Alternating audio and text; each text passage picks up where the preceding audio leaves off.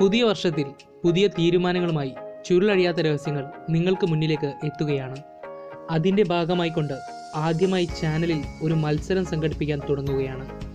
മത്സര വിജയികളിൽ തിരഞ്ഞെടുക്കുന്ന 12 പേർക്ക് തീർച്ചയായും സമ്മാനങ്ങളുണ്ട്. ആദ്യ സ്ഥാനത്തിനും 2ാം സ്ഥാനത്തിനും പ്രത്യേക സമ്മാനങ്ങളും 10 പേർക്ക് ഡോക്സോ ക്ലീനിങ് പ്രൊഡക്ട്സിൻ്റെ 1 മാസത്തേക്കുള്ള ഹൗസ് ക്ലീനിങ് കിറ്റുകളുമാണ് സമ്മാനമായി നൽകുന്നത്. മത്സരത്തിൽ പങ്കെടുക്കാൻ വീഡിയോയുമായി ബന്ധപ്പെട്ട 4 ചെറിയ ചോദ്യങ്ങളുടെ ഉത്തരങ്ങൾ കമൻറ്റ് ബോക്സിൽ നിങ്ങൾ നൽകേണ്ടതുണ്ട്. ഉത്തരങ്ങൾ നൽകേണ്ട രീതി വളരെ എളുപ്പമാണ്. മത്സരത്തിൽ പങ്കെടുക്കുന്നവർ ചുരുളഴിയാത്ത രഹസ്യങ്ങൾ കോൺടെസ്റ്റ് നമ്പർ 1 എന്ന് കമൻറ്റ് ബോക്സിൽ കമൻറ്റ് ചെയ്യുക. അതിനുശേഷം അതേ കമൻറ്റിൻ്റെ റിപ്ലൈ ആയിക്കൊണ്ട് 4 ചോദ്യങ്ങളുടെ ഉത്തരങ്ങളും കമൻറ്റുകളായി സമർപ്പിക്കുക. വീഡിയോയുടെ ആദ്യ കമൻറ്റിൽ നൽകിയിരിക്കുന്ന ലിങ്കിൽ കയറി ഞങ്ങളുടെ ഫേസ്ബുക്ക് പേജിലെ വീഡിയോ ലൈക്ക് ചെയ്ത് ഷെയർ ചെയ്യുക.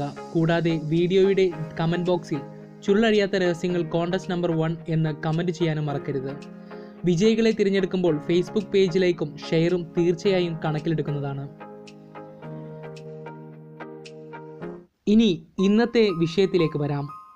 നിങ്ങൾക്കറിയാമോ, ബ്രിട്ടീഷുകാർ ഇന്ത്യ ഭരിക്കുന്നതിനു മുൻപ് ഇന്ത്യ ഒരു ദരിദ്ര രാജ്യമായിരുന്നില്ല, മറിച്ച് വളരെയേറെ സമ്പത്തുണ്ടായിരുന്നു ഇന്ത്യയിൽ.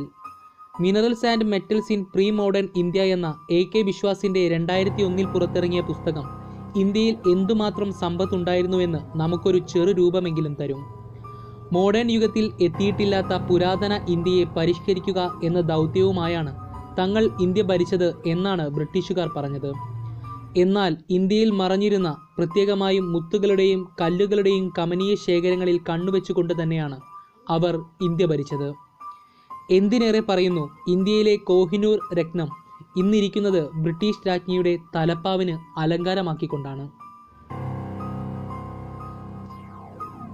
ഇന്നത്തെ കാലഘട്ടത്തിലെ വിനിമയ രീതികളായിരുന്നില്ലല്ലോ ബ്രിട്ടീഷുകാർക്ക് മുമ്പ് ജീവിച്ചിരുന്ന ജനങ്ങളുടെ ഇടയിൽ. അതുകൊണ്ട് തന്നെ ആ കാലഘട്ടങ്ങളിലെ സമ്പത്ത് കണക്കെടുക്കുന്നത് അവിടം ഭരിച്ചിരുന്ന രാജാക്കന്മാരുടെ നിയന്ത്രണത്തിലായിരുന്ന ധാതുക്കളുടെയും ലോഹങ്ങളുടെയും ശേഖരണത്തിലായിരുന്നു. വാസ്തവത്തിൽ പുരാതന ഇന്ത്യ ധാതുക്കളാലും ലോഹങ്ങളാലും അതിസമ്പന്നമായിരുന്നു. പുരാതന ഇന്ത്യയിലെ മിനറൽസ് ആൻഡ് മെറ്റൽസ് എന്ന പേരിൽ അരുൺകുമാർ ബിശ്വാസ് മുമ്പ് പുറത്തിറക്കിയ പുസ്തകവും ഇതിനൊരു ഉദാഹരണമാണ്. സത്യത്തിൽ സ്വർണപക്ഷി എന്നായിരുന്നു പുരാതന ഇന്ത്യക്ക് ലഭിച്ച മറ്റൊരു പേര്. ഇത്രയും സമ്പന്നമായ ഇന്ത്യ 600ഓളം നാട്ടുരാജ്യങ്ങളായി വിഭജിച്ച് കിടന്നിരുന്ന കാലഘട്ടമാണ് ബ്രിട്ടീഷുകാർ ഇന്ത്യയിലേക്ക് കടന്നു വരുന്ന സമയം. കച്ചവട ആവശ്യത്തിന് എന്ന പേരിലായിരുന്നു വരവ്. യൂറോപ്യന്മാർ ആ കാലത്ത് ആയുധബലത്തിൽ ഒരു പടി മുമ്പിലായിരുന്നു എന്നത് സത്യമാണ്. ഭിന്നിച്ചു കിടന്നിരുന്ന സ്വത്തുക്കളെല്ലാം ഒരുമിച്ച് കൂട്ടി വികസനങ്ങൾക്ക് ഉപയോഗിക്കുകയായിരുന്നുവെങ്കിൽ ഇന്ന് ലോകത്തിൻ്റെ 1/4 ഭാഗമോ അതിലധികമോ സമ്പത്ത് ഇന്ത്യയുടെ കയ്യിൽ ഉണ്ടാവുമായിരുന്നു. ബ്രിട്ടീഷുകാർക്ക് മുമ്പുള്ള ഇന്ത്യയിൽ ലോകത്തിലെ മൊത്തം സമ്പത്തിൻ്റെ 1/4 ഭാഗത്തിലധികം സമ്പത്ത് ഉണ്ടായിരുന്നു എന്നതാണ് വാസ്തവം. ഏകദേശം ലോകത്തിൻ്റെ 27% സമ്പത്തും ഇന്ത്യയിലായിരുന്നത്രേ. മധ്യകാലഘട്ടത്തിൽ ഇന്ത്യയിലേക്ക് കടന്നുവന്ന സഞ്ചാരികൾ കണ്ടുമുട്ടിയ ഇന്ത്യൻ മുത്തുകളുടെയും മുഗൾ രാജാക്കന്മാർ ഭരിച്ചിരുന്ന കാലഘട്ടത്തിൽ ഇന്ത്യയിലുണ്ടായിരുന്ന രത്നശേഖരങ്ങളും മുത്ത്, പവിഴം, റൂബി തുടങ്ങിയ വിലയേറിയ മറ്റു കല്ലുകളുടെ ശേഖരവും പിന്നെ ഇന്ത്യയിലുണ്ടായിരുന്ന വജ്രഖനികളുടെ എണ്ണവും എല്ലാം കണക്കിലെടുത്തുകൊണ്ടാണ് ഇത് തിട്ടപ്പെടുത്തിയത്. ഈ വീഡിയോയിൽ സഞ്ചാരികളുടെ കണ്ണിൽ അകപ്പെട്ട ഇന്ത്യയിലെ സ്വത്തുക്കളെക്കുറിച്ചാണ് ഞങ്ങൾ വിശദീകരിക്കുന്നത്. മുഗളന്മാരുടെ കാലഘട്ടങ്ങളിലെയും മറ്റ് ഇന്ത്യയിലുണ്ടായിരുന്ന ഖനികളും എല്ലാം എത്രമാത്രം സമ്പന്നമായിരുന്നു എന്ന വിഷയം ഒത്തിരി വിശദീകരിക്കേണ്ട ഒന്നാണ്. അതുകൊണ്ട് തന്നെ ആ വിഷയം മറ്റൊരു വീഡിയോയായി അപ്ലോഡ് ചെയ്യാം. സഞ്ചാരികളുടെ അഭിപ്രായ പ്രകാരം ലോകത്തുണ്ടായിരുന്ന പലതരം വ്യത്യസ്ത ധാതുക്കളുടെ ഉത്ഭവത്തിൽ ഇന്ത്യക്ക് വലിയൊരു പങ്കുണ്ടെന്നാണ്. ക്രിസ്തുവിന് ശേഷം ഏകദേശം AD 140-60 വർഷങ്ങൾക്കിടയിൽ ആദമാസ് എന്ന പുഴയിൽ നിന്നും വജ്രങ്ങളുടെ ഒരു വലിയ ശേഖരം തന്നെ ലഭിച്ചിരുന്നു. അലാവുദ്ദീൻ ഖിൽജിയുടെ സൈനിക തലവനായിരുന്ന മാലിക് നായിബ് എന്നയാളുമായി സംബന്ധിച്ച ശേഷം ഹസ്രത്ത് അമീർ ഖുസ്രാവു എന്ന സഞ്ചാരിയായ കവി തൻ്റെ പ്രശസ്തമായ ഒരു കവിതയിലൂടെ ഇന്ത്യയിലുണ്ടായിരുന്ന മരതകം, മാണിക്യം, ഇന്ദ്രനീല കല്ലുകളുടെ സമ്പത്തിനെപ്പറ്റി വർണ്ണിച്ചുകൊണ്ട് ഒരു കവിത എഴുതി. ആ കവിതയിലൂടെയാണ് ഈ സത്യം ലോകമറിയുന്നത്. അലാവുദ്ദീൻ ഖിൽജിയുടെ കാലഘട്ടത്തിൽ വെളിപ്പെട്ട ഈ കാര്യം പക്ഷേ വിരൽ ചൂണ്ടിയത് പുരാതന ഇന്ത്യയിലേക്കാണ്. കാരണം ഖിൽജിയുടെ കയ്യിലുണ്ടായിരുന്ന കല്ലുകളുടെ ശേഖരം പുരാതന ദക്ഷിണേന്ത്യയിൽ നിന്നും സംഭരിച്ച സ്വർണത്തിൻ്റെയും മരതകം, മാണിക്യം തുടങ്ങി മറ്റ് രത്നക്കല്ലുകളുടെയും വിലപ്പെട്ട സമ്പത്തുകളായിരുന്നു.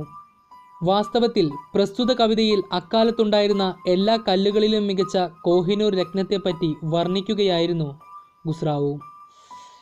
മരതക കല്ലുകളും ഇന്ദ്രനീല കല്ലുകളും മറ്റും ഭാണ്ഡത്തിലാക്കിക്കൊണ്ട് ആനകളുടെ പുറത്ത് വച്ചു കെട്ടി നടക്കുന്നത് കാണുമ്പോൾ സൂര്യപ്രകാശത്തിൽ ആ കല്ലുകൾ ഉണ്ടാക്കുന്ന തിളക്കങ്ങളെ പലതരം ജീവികളുടെ കണ്ണുകൾ കൊണ്ട് ഉപമിച്ചുകൊണ്ടായിരുന്നു ആ കവിത. മറ്റെല്ലാ കല്ലുകളെക്കാളും മികച്ച കോഹിനൂർ രത്നത്തെ സ്മരിച്ചുകൊണ്ട് ആ വർണ്ണനയെ അദ്ദേഹം ഉപസംഹരിക്കുന്നു. തൻ്റെ കവിതയിൽ മറ്റൊരിടത്ത് ബർമത്പൂർ എന്ന സ്ഥലത്തുള്ള ഒരു സുവർണ ക്ഷേത്രത്തെപ്പറ്റിയും ഖുസ്രാവു വർണ്ണിക്കുന്നുണ്ട്. ആ സുവർണ ക്ഷേത്രത്തിൻ്റെ തറ സ്വർണ്ണഖനിയാണെന്നും ഒട്ടനേകം മരതകങ്ങളും മാണിക്യങ്ങളുമെല്ലാം പതിപ്പിച്ച തൂണുകളാണ് അവയ്ക്കുള്ളതെന്നും തുടങ്ങിയ വർണ്ണനകളാണ് അദ്ദേഹം സ്വീകരിച്ചിരിക്കുന്നത്. അലാവുദ്ദീൻ ഖിൽജിയുടെ സേനാനായകൻ മാലിക് നായിബ് ഏകദേശം AD 1312 ഡൽഹിയിലെത്തിയ യാത്രയിൽ 612 ആനകളും 20,000 കുതിരകളും 96,000 മനുഷ്യരും ഉണ്ടായിരുന്നത്രേ. ഡൽഹിയിൽ ഇത്രയും സമ്പത്ത് ഉണ്ടായിരുന്നുവെന്ന് ആരും ഇന്ന് ഓർക്കുന്നില്ല. അവിടുത്തെ പഴമക്കാരുടെ വിലാപമാണിത്. ദക്ഷിണേന്ത്യയിൽ അക്കാലത്തുണ്ടായിരുന്ന സമ്പത്തിനെക്കുറിച്ച് Niccolo Conti, Ferishta, Ibn Battuta, Marco Polo തുടങ്ങി 13-ാം നൂറ്റാണ്ടിലെ മറ്റ് സഞ്ചാരികളും റിപ്പോർട്ട് ചെയ്തതായി നമുക്ക് കാണാം. ഇനി പറയാനുള്ളത് മുഗൾ രാജാക്കന്മാരുടെ കാലഘട്ടത്തിലുണ്ടായിരുന്ന രത്നങ്ങളെക്കുറിച്ചും മറ്റു സമയങ്ങളിലെ ഇന്ത്യയിലെ വജ്രഖനികളെക്കുറിച്ചും മറ്റുമാണ്. കൂടാതെ ഇന്ത്യയിലുണ്ടായിരുന്ന വളരെ അമൂല്യമായ മറ്റു ചിലവേറിയ കല്ലുകളെക്കുറിച്ചും പ്രതിപാദിക്കുവാനായി മറ്റൊരു വീഡിയോയിലൂടെ വരാം. മത്സരത്തെക്കുറിച്ച് വീണ്ടും ഓർമ്മിപ്പിക്കുന്നു. 2019 ജനുവരി മാസം നടക്കുന്ന മത്സരത്തിലൂടെ തിരഞ്ഞെടുക്കുന്ന 12 പേർക്കാണ് സമ്മാനം. ആദ്യ സ്ഥാനവും 2ാം സ്ഥാനവും കഴിഞ്ഞ് 10 പേർക്ക് പ്രോത്സാഹന സമ്മാനങ്ങളുമുണ്ട്. അതിനായി 4 ചെറിയ ചോദ്യങ്ങൾക്ക് ഉത്തരങ്ങൾ കമൻറ്റ് ബോക്സിൽ നിങ്ങൾ നൽകേണ്ടതുണ്ട്. ഉത്തരങ്ങൾ നൽകേണ്ട രീതി വളരെ എളുപ്പമാണ്. മത്സരത്തിൽ പങ്കെടുക്കുന്നവർ ചുരുളഴിയാത്ത രഹസ്യങ്ങൾ കോൺടെസ്റ്റ് നമ്പർ 1 എന്ന് കമൻറ്റ് ബോക്സിൽ കമൻ്റ് ഇടുക. ശേഷം അതേ കമൻറ്റിൽ റിപ്ലൈ ആക്കിക്കൊണ്ട് 4 ചോദ്യങ്ങളുടെ ഉത്തരങ്ങളും കമൻ്റായി സമർപ്പിക്കുക. വീഡിയോയുടെ ആദ്യ കമൻറ്റിൽ നൽകിയിരിക്കുന്ന ലിങ്കിൽ കയറി ഞങ്ങളുടെ ഫേസ്ബുക്ക് പേജ് ലൈക്ക് ചെയ്യുക. ഫേസ്ബുക്ക് പേജിലെ ആ വീഡിയോ ലൈക്ക് ചെയ്ത് കമൻറ്റ് ചെയ്യുക. കമൻറ്റ് ചെയ്യേണ്ടത് ചുരുളഴിയാത്ത രഹസ്യങ്ങൾ കോൺടെസ്റ്റ് എന്നാണ്. അതിനുശേഷം ആ വീഡിയോ നിങ്ങൾ ഷെയർ ചെയ്യുക. വിജയികളെ തിരഞ്ഞെടുക്കുമ്പോൾ ഫേസ്ബുക്ക് പേജിലെ ലൈക്കും ഷെയറും തീർച്ചയായും കണക്കിലെടുക്കുന്നതാണ്. ഇനി ഈ വീഡിയോയിലെ ചോദ്യങ്ങൾ: ഏത് രത്നത്തെയാണ് ഏറ്റവും വിലമതിക്കാൻ ആവാത്തത് എന്ന് ഖുസ്രാവി പറഞ്ഞത്?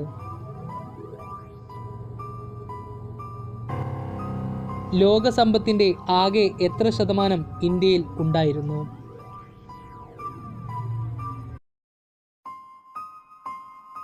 അലാവുദ്ദീൻ ഖിൽജിയുടെ സേനാനായകൻ മാലിക് നായിബ് എത്ര ആനകളോട് കൂടിയാണ് ഡൽഹിയിലെത്തിയത്?